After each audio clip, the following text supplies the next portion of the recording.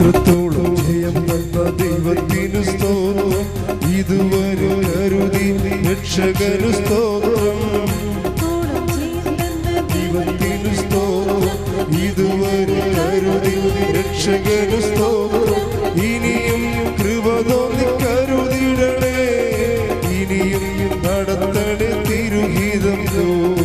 ഇനിയും കൃപ തോന്നി കരുതിടണേ, ഇനിയും നടത്തണേ തിരുഹിതം.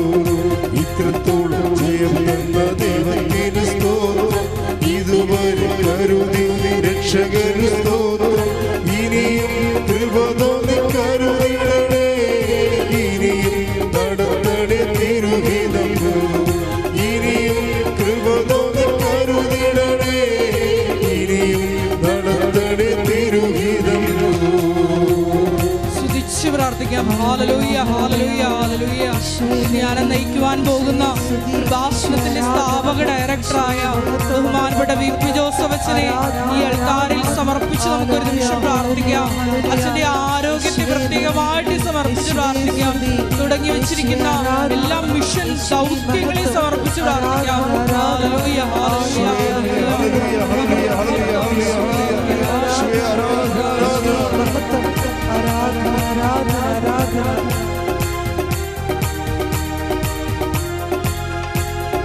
ഇന്നതല്ല ദൈവം നമ്മെ നിർത്തിയതാ, നേടിയതല്ല ദൈവമെല്ലാം തന്നതല്ലേ.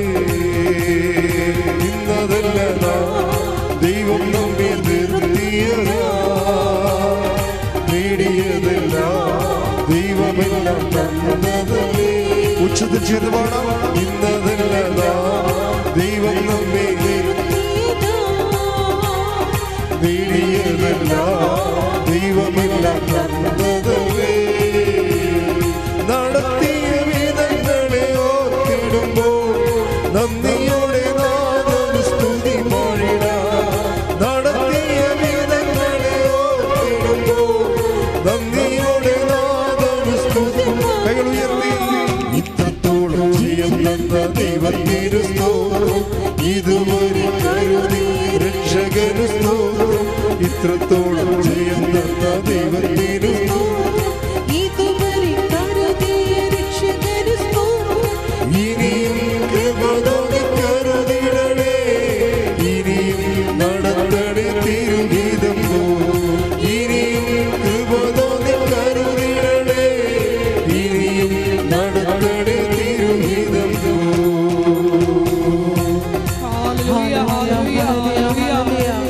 ഭാഷണത്തിന്റെ എല്ലാ നിർമ്മാണ പ്രവർത്തനങ്ങളെയും പ്രത്യേകമായിട്ട് സമർപ്പിച്ചു പ്രാർത്ഥിക്കുന്നു. സമയബന്ധിതമായി എല്ലാം പൂർത്തീകരിക്കുവാനുള്ള വലിയ കൃപയ്ക്ക് വേണ്ടി പ്രാർത്ഥിക്കുന്നു. ഭാഷണത്തിന്റെ സാമൂഹിക, സാംസ്കാരിക, ആത്മീയ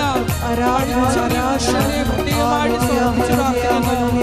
എല്ലാ മേഖലകളിലും പരിശുദ്ധ അമ്മയുടെ ഇടപെടലുണ്ടാകുവാനുള്ള പ്രാർത്ഥിക്കുന്നു.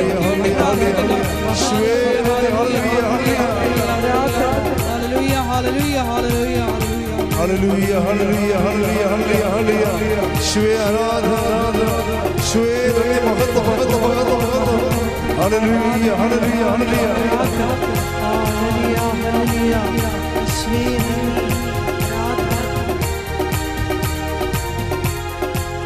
യോഹന്നാന്റെ സുവിശേഷം 7-ാം അധ്യായം 37-ാം തിരുവചനം. ആർക്കെങ്കിലും ദാഹിക്കുന്നുണ്ടെങ്കിൽ നിങ്ങൾ എൻ്റെ അടുക്കൽ വരട്ടെ, എന്നിൽ വിശ്വസിക്കുന്നവൻ്റെ ഹൃദയത്തിൽ നിന്ന് വിശുദ്ധ ലിഖിതം പ്രസ്താവിക്കുന്നത് പോലെ ജീവജലത്തിൻ്റെ അരുവികളൊഴുകും. ഈ ആരാധനയിലുടനീളം നമുക്ക് ദാഹിച്ചു പ്രാർത്ഥിക്കാം, ആഗ്രഹിച്ചു പ്രാർത്ഥിക്കാം. നമ്മുടെ എല്ലാ വിഷയങ്ങളെയും നൊമ്പരങ്ങളെയും ദിവ്യകാരുണ്യ സന്നിധിയിൽ ഇറക്കി വെച്ചുകൊണ്ട് ഈ ആരാധനാ മണിക്കൂറിൽ ഈശോയെ നിനക്ക് വേണ്ടി ദാഹിച്ചു പ്രാർത്ഥിക്കുവാൻ, നിന്റെ കൃപകൾക്ക് വേണ്ടി ആഴമായി ഈശോയെ ദാഹിച്ചു പ്രാർത്ഥിക്കുവാൻ ഈ ആരാധനയിലൂടെ ഞങ്ങൾക്ക് അധിക അഭിഷേകം നൽകണമേ എന്ന് പ്രാർത്ഥിക്കുന്നു. ഈശോയെ നിന്റെ സ്നേഹം, ഞങ്ങൾ രുചിച്ചറിഞ്ഞ ദൈവസ്നേഹം ലോകത്തിൻ്റെ അതിർത്തികൾ വരെ പങ്കുവയ്ക്കുവാൻ ഈശോയെ പ്രത്യേകമായ ശുശ്രൂഷകൾ നൽകി ഈ ആരാധനയിലൂടെ ഞങ്ങളെ പ്രത്യേകമായിട്ട് തിരഞ്ഞെടുക്കണമേ എന്ന് പ്രാർത്ഥിക്കുന്നു. ഈശോയെ ഒരിക്കൽ കൂടി ബഹുമാനപ്പെട്ട വി.പി. ജോസഫ് അച്ഛനെ ഈ അൾത്താരിൽ സമർപ്പിച്ചുകൊണ്ട് നമുക്ക് ഇരുകരങ്ങളും ഉയർത്തി ശക്തമായി സ്തുതിക്കാം. ഹല്ലേലൂയ ഹല്ലേലൂയ ഹല്ലേലൂയ ഹല്ലേലൂയ മഹത്വം മഹത്വം ആരാധന ആരാധന ഹല്ലേലൂയ ഹല്ലേലൂയ ഞങ്ങൾക്ക് വചനം നൽകണമേ എന്ന് പ്രാർത്ഥിക്കുന്നു. വെളിപാടുകൾ നൽകണമേ എന്ന് പ്രാർത്ഥിക്കുന്നു. ഹല്ലേലൂയ ഹല്ലേലൂയ ഈശോയെ ആരാധന ആരാധന ഹല്ലേലൂയ ഹല്ലേലൂയ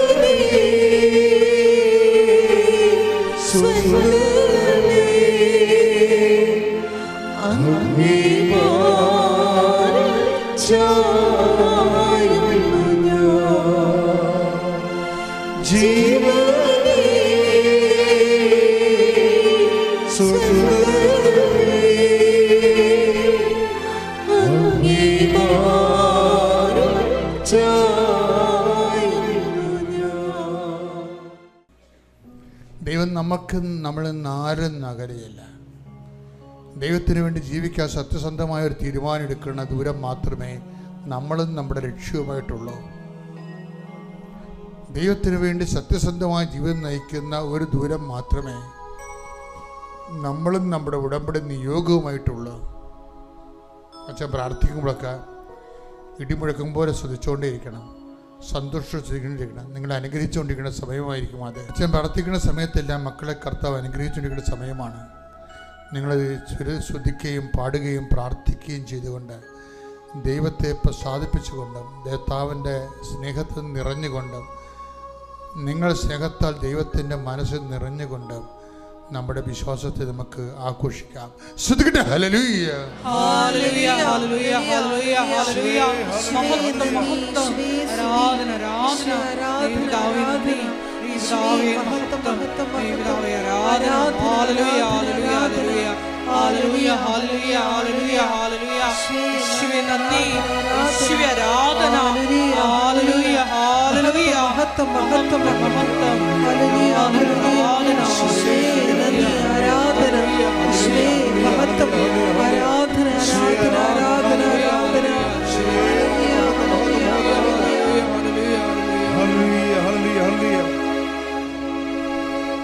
ആദ്യമായി അമ്മ പ്രത്യക്ഷപ്പെട്ട അൾത്താരയിൽ രണ്ടാമതും സാക്ഷ്യം പറയാൻ എന്നെ അനുഗ്രഹിച്ച അമ്മ മാതാവിനും ഈശോയ്ക്കും ഞാൻ 100,000 നന്ദി അറിയിക്കുകയാണ്. അമ്മയുടെ പ്രത്യക്ഷീകരണത്തിൻ്റെ സാക്ഷിയാക്കിയതിന് ഞാൻ നന്ദി അറിയിക്കുന്നു.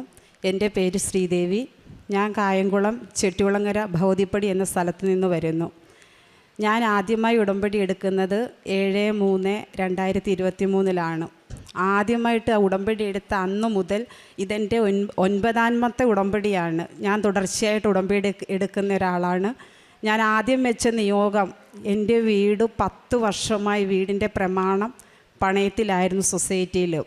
അത് എൻ്റെ മാത്രമല്ല, എൻ്റെ വീട് ഷീറ്റിട്ട വീടായതിനാൽ അവർ ലോൺ തരത്തില്ല എന്ന് പറഞ്ഞതിന് പ്രകാരം എൻ്റെ ചേട്ടൻ്റെ അമ്മയും കുടുംബവും താമസിക്കുന്ന അവരുടെ വീടിൻ്റെ പ്രമാണവും കൂടെ ഞാൻ ലോൺ വെച്ചിരിക്കുകയായിരുന്നു.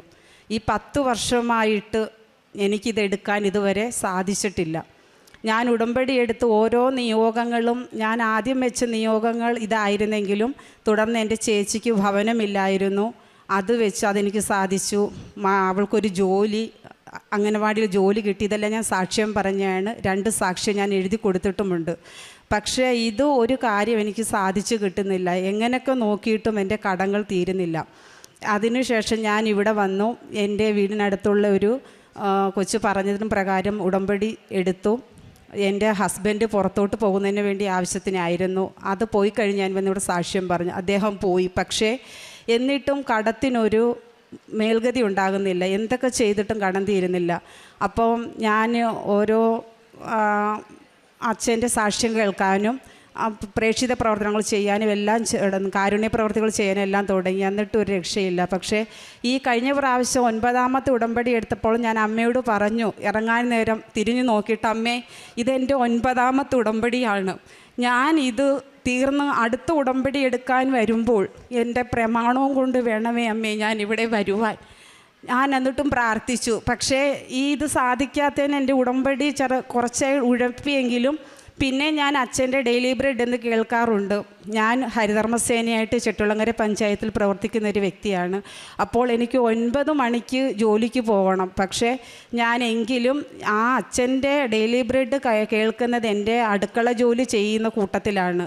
അത് കാരണം എനിക്ക് സമയമില്ല. 10 മിനിറ്റ് നിന്ന് കഴിഞ്ഞാൽ അത്രയും സമയം ലേറ്റാകും. 9 മണിക്ക് ഡ്യൂട്ടിക്ക് കയറണം. എങ്കിലും ഞാൻ ഒരു ദിവസം പോലെ ഒഴിയാതെ കേൾക്കാറുണ്ടായിരുന്നു. അതുപോലെ ഞാനും എൻ്റെ അമ്മയും കൂടെ എപ്പോഴും രഹസ്യങ്ങൾ പറയുമായിരുന്നു. കാരണം അമ്മയോട് ഞാൻ പ്രാർത്ഥിക്കുമ്പോൾ എൻ്റെ ഓരോ കാര്യങ്ങൾ എനിക്ക് എന്തെങ്കിലും ബുദ്ധിമുട്ട് വരുമ്പോൾ, അമ്മേ നാളെ ഞാൻ എന്ത് ചെയ്യും, എനിക്ക് എന്ത് സാധിച്ചു തരും, എങ്ങനെ ഇത് ഞാൻ മുന്നേറും, പക്ഷേ അതിനെല്ലാം അമ്മ എനിക്ക് ഉത്തരം തരുമായിരുന്നു. അതുപോലെ ഞാൻ എൻ്റെ അമ്മയോട് എന്ത് കാര്യങ്ങളാണോ രഹസ്യം പറയുന്നത്, അത് പിറ്റേന്ന് നമ്മുടെ ബഹുമാനപ്പെട്ട ജോസഫ് അച്ഛൻ ഡെയിലി ബ്രെഡിൽ അതേപോലെ പറയുകയും ചെയ്യും. അപ്പം ഞാൻ ചോദിക്കും, അമ്മേ ഞാൻ അമ്മയോട് പറഞ്ഞ കാര്യങ്ങൾ അച്ഛൻ എങ്ങനെ കേട്ടു, അച്ഛൻ എങ്ങനെ അറിഞ്ഞു, അത് അച്ഛൻ അതേപോലാണല്ലോ പറയുന്നത്. അങ്ങനെ ഞാൻ കഴിഞ്ഞ മാസം അമ്മയോട് പ്രാർത്ഥിച്ചു, ഈ മാർച്ച് 30 നമ്മുടെ പ്രമാണം എടുത്തില്ലെങ്കിൽ അവർ വന്ന് പറഞ്ഞ് കേസിലോട്ട് പോവുകയാണ്, നിങ്ങൾക്കിനി ജപ്തി വരാൻ പോവുകയാണ്. അതിനു മുൻപ് ഞാൻ ഇവിടെ സാക്ഷ്യം പറഞ്ഞിട്ടുണ്ടായിരുന്നു. ജപ്തിയുടെ കാര്യം വന്നു കഴിഞ്ഞ മാർച്ചിൽ പറഞ്ഞപ്പോൾ ഞാനിവിടെ ബഹുമാനപ്പെട്ട അച്ഛനെ കാണാൻ വന്നപ്പോൾ ഇവിടെ എന്നെ കയറ്റിയില്ല. കാരണം നമ്മുടെ ടോക്കൺ കൊടുക്കുന്ന അദ്ദേഹം പറഞ്ഞു, നിങ്ങൾക്ക് ജപ്തി വന്നില്ലല്ലോ, ജപ്തി വരട്ടെ എന്നിട്ട് ചിന്തിക്കാം, ജപ്തി വരുമ്പോൾ ഭിത്തിയിൽ നിന്ന് അത് ഇളക്കിക്കൊണ്ട് വരാൻ പറഞ്ഞു. അപ്പോൾ ഞാൻ ഒരുപാട് സങ്കടപ്പെട്ട് കരഞ്ഞാണ് ഇവിടുന്ന് പോയത്.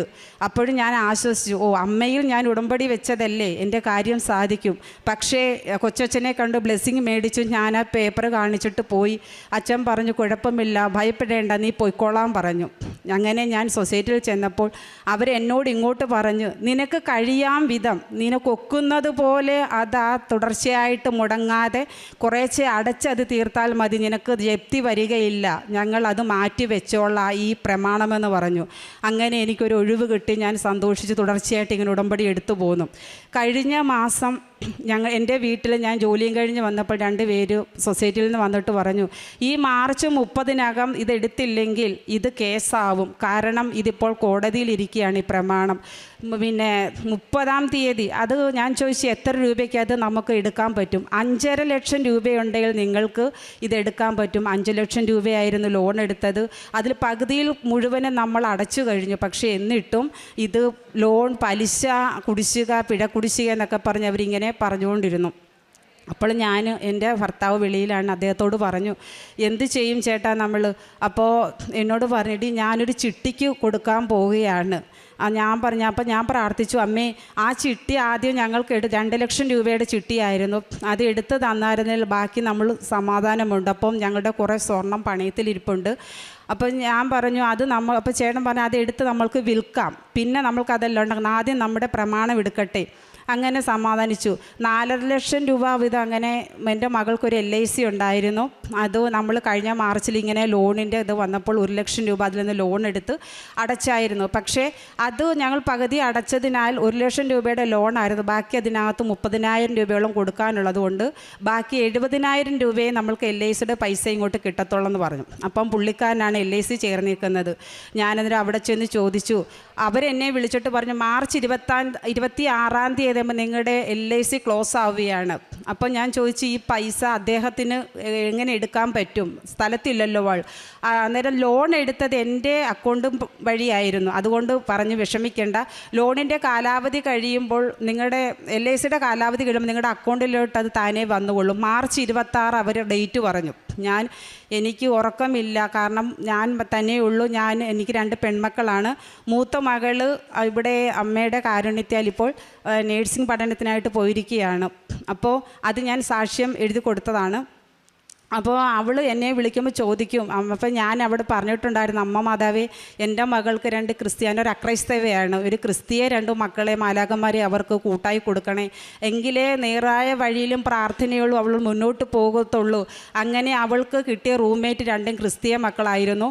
എല്ലാ ആഴ്ചയിലും എനിക്ക് ഇതുവരെ ഒരു കുർബാന കൈക്കൊള്ളാനോ പള്ളിയിൽ പോകാനോ സാധിച്ചിട്ടില്ല. ഞാൻ ഇവിടെ വരുമ്പോൾ പ്രാർത്ഥിക്കുന്നതല്ലാതെ വീട്ടിൽ വന്ന് പ്രാർത്ഥിക്കത്തേ ഉള്ളൂ. അപ്പോൾ എൻ്റെ മകൾ അങ്ങനെ എല്ലാ ആഴ്ചയിലും അവിടെ അടുത്ത് പള്ളിയിൽ പോകാൻ മകൾക്ക് സാധിക്കുന്നുണ്ട്. അപ്പോൾ മകൾ എന്നോട് വിളിച്ച് ചോദിക്കുക, എൻ്റെ കാര്യങ്ങൾ എൻ്റെ മകളോടാണ് ഞാൻ പറയുന്നത്. അമ്മേ, എന്താ ഈ ലോണിൻ്റെ കാര്യങ്ങൾ? ഞാൻ പറഞ്ഞു, ഒന്നും ആയില്ല മകളെ. അങ്ങനെ സ്വരൂ കൂട്ടി എൻ്റെ ഒരു സുഹൃത്ത്, ഞാൻ ജോലിക്ക് പോകുന്നൊരു സുഹൃത്ത് എനിക്ക് 1 പവൻ്റെ വള തന്നു സഹായിച്ചു. പറഞ്ഞ് ആരോടും പറയരുത്, ഞാനിത് തരാം. അതിന് കിട്ടുന്ന അപ്പോഴത്തേക്ക് സ്വർണത്തിൻ്റെ വില കുറഞ്ഞു.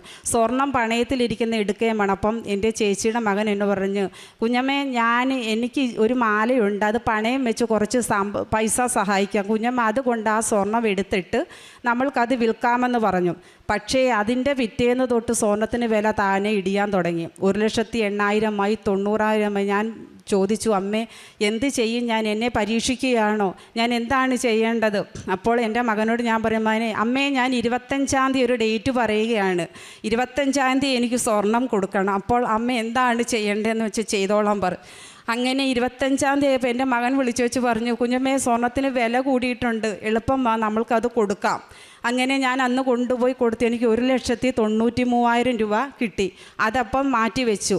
എൻ്റെ ഭർത്താവ് 2 ലക്ഷം രൂപ അയച്ചു തരാമെന്ന് പറഞ്ഞു. ആദ്യത്തെ ചിട്ടി അദ്ദേഹത്തിന് തന്നെ വീണു. അതിനും അമ്മ ഞങ്ങൾക്ക് സഹായിച്ചു.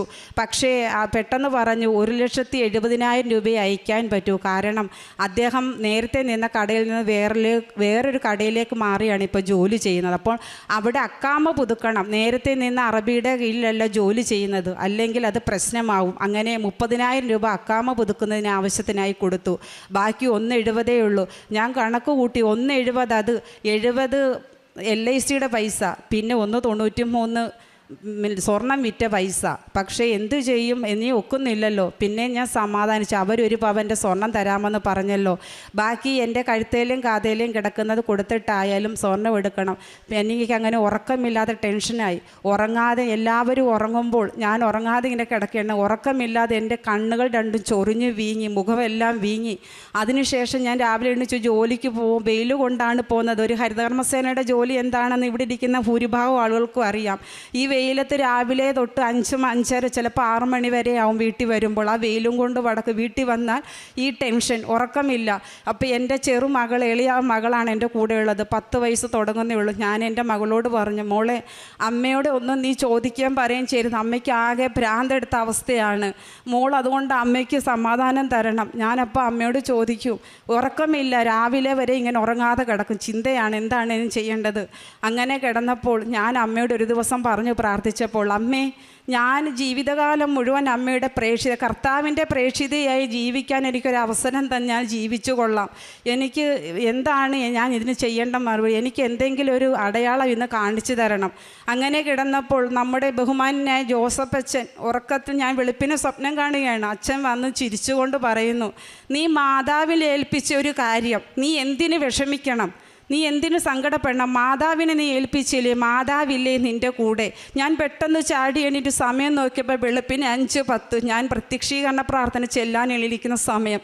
അപ്പോൾ എനിക്കൊരു സമാധാനം വന്നു. അതെ, ഞാൻ മാതാവിനെ ഏൽപ്പിച്ചൊരു കാര്യമാണ്, എന്തിനാണ് ഞാൻ വിഷമിക്കുന്നത്? അങ്ങനെ എനിക്ക് അന്ന് തൊട്ട് സുഖം, ഉറക്കം, ഒരു ടെൻഷനുമില്ല. അപ്പം ഞാൻ നോക്കി 28 ഡേറ്റ്, മറ്റേന്നാൾ 10 മണിക്ക് അവിടെ സൊസൈറ്റിയിൽ പ്രമാണം എടുക്കാൻ ചെല്ലാൻ പറയും. എൻ്റെ 10 പൈസ ആയിട്ടില്ല.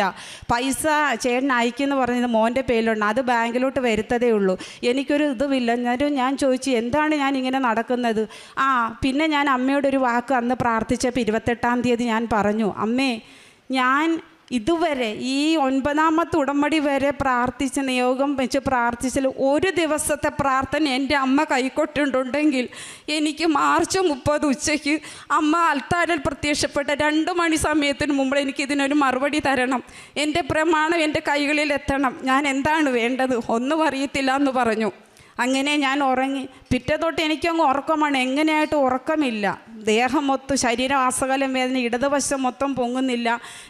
കൈ തൊട്ട് കാല്, തല തൊട്ട് കാല് വരെ പെരുക്കുകയാണ്. അപ്പം ഞാൻ ചോദിച്ചു, കർത്താവേ എനിക്ക് എന്താണ് ഇങ്ങനെ വേദന, ശരീരമാസകലം വേദന? അപ്പോൾ നമ്മുടെ 80 ദിവസം ഉടമ്പടി, നമ്മുടെ നൊയമ്പ് നടന്നുകൊണ്ടിരിക്കുകയാണ്. അപ്പം ഞാൻ ചോദിച്ചു, എന്താണ് ഇങ്ങനെ വേദന എനിക്ക് അനുഭവപ്പെടുന്നത്? അപ്പോൾ പിറ്റേന്നത്തെ ഡെയിലി ബ്രെഡിൽ അച്ഛൻ പറയുന്നത് കേട്ടു, നമ്മുടെ ഈശോ അനുഭവിച്ച പീഡാനുഭവങ്ങൾ ഓരോരുത്തർക്കും അനുഭവപ്പെട്ടുകൊണ്ടിരിക്കുകയാണ്. അപ്പം ഞാൻ ഓർത്ത, കർത്താവേ എനിക്ക് അതാണോ ഈ ശാരീരിക വേദന? എനിക്ക് വയ്യാലോ, ഞാൻ കിടന്നു പോകുമ്പോൾ എൻ്റെ മാനസിക നില തെറ്റിപ്പോകുമ്പോൾ എന്നൊക്കെ ഞാൻ ചിന്തിച്ചു. അപ്പോൾ എനിക്ക് സമാധാനം. അച്ഛൻ്റെ ഈ പ്രാർത്ഥന കേട്ടതിന് ശേഷം എൻ്റെ വേദനയും പെരുപ്പും എങ്ങോട്ട് പോയെന്ന് എനിക്കറിയില്ല. അങ്ങനെ ഞാൻ സൊസൈറ്റിയിൽ ചെന്നു. അവിടെ ചെന്നപ്പോൾ അതിനെക്കാട്ടി അത്ഭുതം. കാരണം ഞാൻ അമ്മയുടെ നേർച്ച വസ്തുവായി ഉപ്പ് അവിടെ എല്ലാം ഇട്ടാണ് കയറി ചെന്നത്. പക്ഷേ 5.5 ലക്ഷം രൂപയ്ക്ക് അവർ എൻ്റെ പ്രമാണം തരാമെന്ന് പറഞ്ഞത് അവിടെ ചെന്നപ്പോൾ പറയുന്നു ഞാൻ 7,54,000 രൂപ അടയ്ക്കണം. ഞാൻ ആകെ വിഷമിച്ചു. എൻ്റെ കർത്താവേ, നീ എന്നെ ഇനിയും പരീക്ഷിക്കുകയാണോ? ഞാൻ എന്ത് ചെയ്യണം? ഒരു ഉത്തരവുമില്ല. ഞാനുണ്ട്, എൻ്റെ ചേച്ചിയുടെ മകനുണ്ട്. എൻ്റെ കയ്യിൽ പൈസ ആയിട്ട് 4,30,000 രൂപ മാത്രമേ ഉള്ളൂ. ബാക്കി പൈസ ഞാൻ ഇവിടെ ഒന്ന് ഒപ്പിക്കും. അപ്പോൾ അമ്മയോട് പറഞ്ഞു, എനിക്കൊന്നും അറിയണ്ട, സമയം 12:45, ഇനിയും അടുത്ത സമയം കുറച്ചേ ഉള്ളൂ, 2 മണിക്ക് ഞാൻ എന്താണ് ചെയ്യേണ്ടത്? അങ്ങനെ ഇരുന്നപ്പോൾ ഞാൻ അവരോട് ചോദിച്ചു. അവർ തന്ന 1 പവൻ്റെ വള, സ്വർണത്തിന് വളരെ വില കുറഞ്ഞു. നിങ്ങൾക്ക് എത്ര രൂപ ഇതിന് മാക്സിമം തരാൻ പറ്റും? അവർ പറഞ്ഞ് 70 രൂപ. പിന്നെ അങ്ങേയറ്റം കൊച്ചിനെ ഞങ്ങൾക്ക് അറിയുന്നതുകൊണ്ട് 75 രൂപ തരാം. എന്നിട്ടും പറ്റത്തില്ല. ഞാൻ ചിന്തിച്ച്, എന്ത് ചെയ്യും മാതാവേ എന്ന് ഇങ്ങനെ വിഷമിച്ചു. പെട്ടെന്ന് ആരോ എനിക്കൊരു ധൈര്യം പകർന്ന പോലെ ഞാൻ എൻ്റെ കഴുത്തേലും കാതേലും കിടന്ന് ദൂരി അവരുടെ മേശപ്പുറത്ത് വെച്ചു. ഇതൊന്ന് തൂക്കി നോക്കി എത്രയുണ്ടെന്ന്. ഇതേ ഉള്ള എൻ്റെ കയ്യിൽ. പിന്നെ 1 ഗ്രാമിൻ്റെ ഒരു മോതിരം എൻ്റെ വീട്ടിലിരിപ്പുണ്ടും. അതുവേ ഉള്ളു എൻ്റെ കയ്യിൽ സ്വർണ്ണമായിട്ടല്ലാതെ എൻ്റെ കയ്യിൽ ഒന്നുമില്ല. ഇത് വെച്ചിട്ട് എനിക്ക് എൻ്റെ പ്രമാണം വേണം. അവരത് തൂക്കിയിട്ട് പറഞ്ഞ്, പറ്റത്തില്ല, ഇനി സ്വർണം വേണ്ടി വരും. അന്നേരം ഞാൻ എൻ്റെ മകനോട് പറഞ്ഞു, നീ ഓട്ടോ വിളിച്ച് അമ്മയുടെ മേശയിലിരിക്കുന്ന മോതിരം ഇങ്ങോട്ട് അതുകൂടെ കൊടുക്കുക, അതിൽ കൂടുതൽ എൻ്റെ കയ്യിലില്ല. 2,20,000 രൂപ ഇനിയും വേണം പ്രമാണം എടുക്കണമെങ്കിൽ. അങ്ങനെ ഇവർ ഒരു കാര്യം ചെയ്യാം, നമുക്ക് ഈ വളയും മാലയും പിന്നെ കമ്മലും കൂടെ ഒന്നിച്ച് വെച്ച് തൂക്കി നോക്കാമെന്ന് പറഞ്ഞു. ഞാൻ വിശ്വാസപ്രമാണം ചൊല്ലിക്കൊണ്ടിരുന്നു. അമ്മേ എന്നെ പരീക്ഷിക്കരുതെന്ന് ഞാൻ നെഞ്ചുരുകി പ്രാർത്ഥിച്ചു. അവർ തൂക്കിയിട്ട് പറഞ്ഞു, വിഷമിക്കേണ്ട, നിങ്ങൾക്ക് ഉള്ള പൈസ 2,20,000 രൂപയ്ക്കുള്ള സ്വർണ്ണമുണ്ട്, ഇത് നിങ്ങൾക്ക് പ്രമാണം തരാം. അപ്പോൾ ഞാനിവിടെ ഒരു വാക്ക് കഴിഞ്ഞ പ്രാവശ്യം പറഞ്ഞിട്ട് പോയിട്ടായിരുന്നു, ഞാൻ വരുമ്പോൾ എൻ്റെ അമ്മ എൻ്റെ പ്രമാണം എന്നെടുക്കുന്നോ അതും കൊണ്ടുവന്ന് ഞാനിവിടെ സാക്ഷ്യം പറയാമെന്നായിരുന്നു പറഞ്ഞിരുന്നത്. എൻ്റെ പ്രമാണമാണിത്. അങ്ങനെ 1:45 എന്ന സമയമായപ്പോൾ എൻ്റെ പ്രമാണത്തിന് അമ്മ ഒരു തീരുമാനം കൽപ്പിച്ചു. അതെനിക്ക് കിട്ടി. 10 വർഷം കൊണ്ട് എനിക്ക് സാധിക്കാൻ പറ്റാത്തത് 1 മാസം കൊണ്ട് എൻ്റെ പ്രാർത്ഥന പോലെ എൻ്റെ കർത്താവിൻ്റെ, എൻ്റെ അമ്മയുടെ, എൻ്റെ ബഹുമാനപ്പെട്ട ജോസഫ് അച്ഛൻ്റെ കാരുണ്യത്താൽ എനിക്കത് സാധിക്കാൻ പറ്റി. ഞാൻ എന്നും പറയുന്നുണ്ട്, ഞാൻ ജീവിതകാലം മുഴുവൻ എന്നെ ഉടമ്പടിയിൽ അമ്മയുടെ പ്രത്യക്ഷത്തിന് സാക്ഷിയാക്കി എന്നെ ഉയർത്തണമെന്ന് ഞാൻ പ്രാർത്ഥിക്കുകയാണ്. അതേപോലെ ഈശോയ്ക്കും എൻ്റെ അമ്മയ്ക്കും കോടാനുകോടി നന്ദി പറയുന്നു. അതോടൊപ്പം എൻ്റെ ബഹുമാനപ്പെട്ട ജോസഫ് അച്ഛന് ഞാൻ നന്ദി പറയുന്നു. അദ്ദേഹത്തിൻ്റെ വാക്കുകൾ ഓരോ മനുഷ്യനും ഓരോ വ്യക്തിക്കും 100 വചനങ്ങൾക്ക് തുല്യമാണ്. അതുപോലെ എനിക്ക് വചനങ്ങളൊന്നും അറിയില്ല.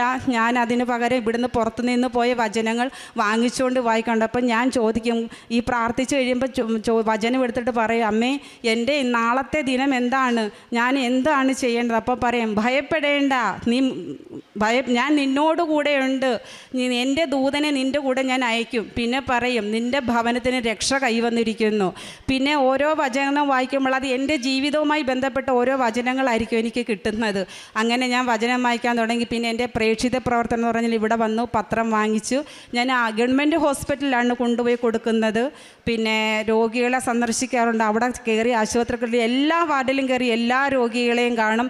എല്ലാവരുടെയും അടുത്ത് 5 മിനിറ്റ് ഇരുന്ന് അവരോട് സംസാരിക്കും. എന്താണ് അസുഖം, ആരുണ്ട് കൂടെ സഹായിക്കാൻ, ഞങ്ങളെ കൊണ്ട് കഴിയുന്ന പോലെ അവർക്ക് വേണ്ടുന്ന എന്തെങ്കിലും. വളരെ സാമ്പത്തികമില്ല, എനിക്ക് ചെയ്യാൻ ആഗ്രഹമുണ്ട്, പക്ഷേ എനിക്കില്ല കൊടുക്കാനെങ്കിലും എന്നെക്കൊണ്ട് കഴിയുന്നത് പോലെ ഞാൻ അവർക്ക് കൊടുക്കാറുണ്ട്. അതുപോലെ ഇവിടെ വന്ന് ഞാൻ വന്ന് ഉടമ്പടി എടുത്തതിന് ശേഷം എൻ്റെ കുറേ കൂട്ടുകാരെ കൊണ്ടുവന്നിട്ടുണ്ട്. ഞങ്ങളെല്ലാവരും കൂടെ കൂട്ടായ്മയായി നിന്ന് കാരുണ്യപ്രവർത്തികൾ ചെയ്യാറുണ്ട്. ഞങ്ങൾ ഒരു നിശ്ചിത തുക വീതം എടുത്ത് അനാഥാലയത്തിലും വൃദ്ധസദനത്തിലേക്കുള്ള എത്തിച്ച് അവർക്ക് വേണ്ടുന്ന സഹായങ്ങൾ ചെയ്തു കൊടുക്കാറുണ്ട്. ഇനിയും അമ്മയുടെ പ്രേക്ഷിതയായി ജീവിക്കാനുള്ള അനുഗ്രഹം ജീവിതകാലം മുതൽ തരണം എന്നാണ് എൻ്റെ ആഗ്രഹം. ആത്മീയ ജീവിതമായിട്ട് എനിക്ക് പറയാൻ, ഞാൻ ബൈബിൾ വായിക്കും. അതുപോലെ എനിക്ക് ഒരു കാര്യം പറയാനുണ്ട്. എനിക്ക് ബൈബിൾ ഭയങ്കര ഇഷ്ടമാണ്. കാരണം എനിക്ക് ബൈബിൾ വാങ്ങിക്കാൻ പല തവണ ഞാൻ സമ്പാദ്യം ഒപ്പിച്ച് വെച്ചെങ്കിലും എനിക്കത് വാങ്ങിക്കാൻ സാധിച്ചില്ല. അങ്ങനെ ഞാൻ ഒരു പ്രാവശ്യം ഇവിടെ ഒന്നിച്ച് ചോദിച്ചപ്പോൾ ഇവിടെ വരുമ്പോഴെല്ലാം ഓരോരുത്തരും ഇങ്ങനെ ബൈബിൾ ഇരിക്കുന്നതാണ് ഞാനത് അതിയായിട്ട് ആഗ്രഹിച്ചു. അമ്മേ, എനിക്കൊരു ബൈബിൾ ഇല്ലല്ലോ.